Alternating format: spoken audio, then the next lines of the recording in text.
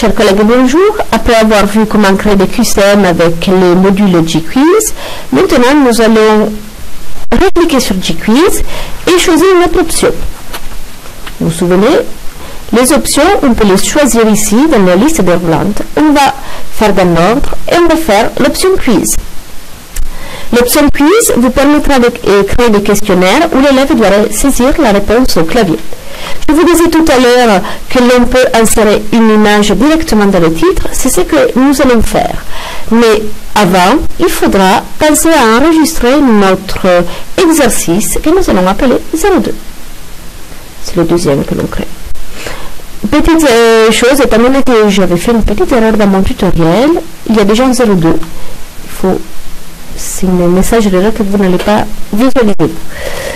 Donc, comment insérer une image? Nous avons vu tout à l'heure que nous pouvons le faire soit utilisant les deux icônes ici, celle-ci avec une image à partir d'une adresse web, celle-ci à partir du disque dur, ou on peut le faire également par le menu insérer à partir d'une adresse web ou d'un fichier local.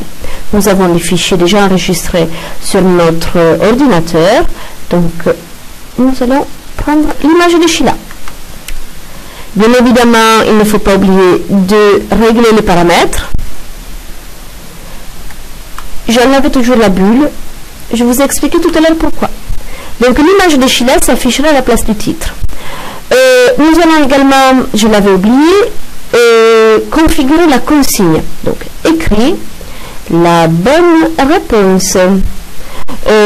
Ma consigne ne brille pas par imagination, mais par souci de rapidité, je vais saisir celle-ci. Quand on fait l'option quiz, nous devons saisir, comme d'habitude ici, la bonne réponse. Pardon, j'avais oublié de saisir la question.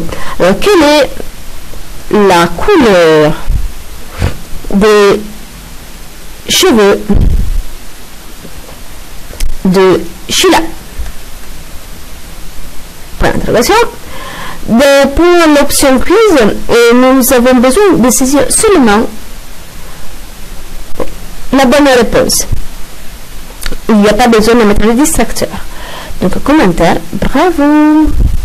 Et on coche, bien évidemment, exact.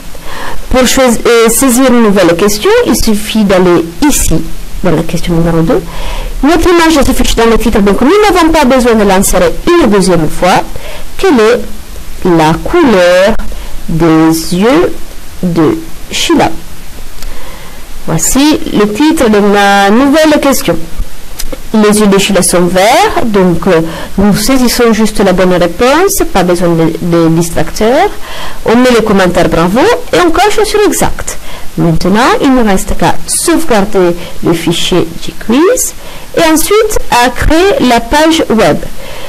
Je vous ai montré tout à l'heure, nous pouvons le faire soit à partir du menu fichier créer page web pour navigation, soit en utilisant la petite icône que nous avons ici, qui représente une toile d'araignée comme l'internet, le web, ça le représente également.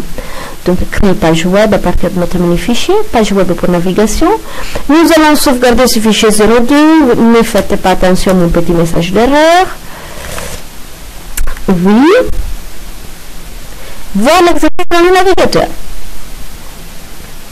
L'exercice va s'afficher dans mon navigateur, dans mon cas spécifique Firefox. Nous avons l'image de Sheila qui s'affiche en tant que titre. Nous pouvons choisir d'afficher toutes les questions ensemble, d'une question après l'autre. Et là, nous allons pouvoir saisir la bonne réponse. Donc, les cheveux de Sheila sont blonds. Check. C'est la bonne réponse. Super. Il suffit de cliquer là-dessus pour aller à la question numéro 2. Je vous laisse le plaisir de saisir la question. Voilà, pour la fin de ce tutoriel. Ah oui, j'avais oublié. Pour changer la langue de ces petits boutons, nous allons le voir dans un tutoriel successif parce qu'il s'agit d'options un peu plus élaborées.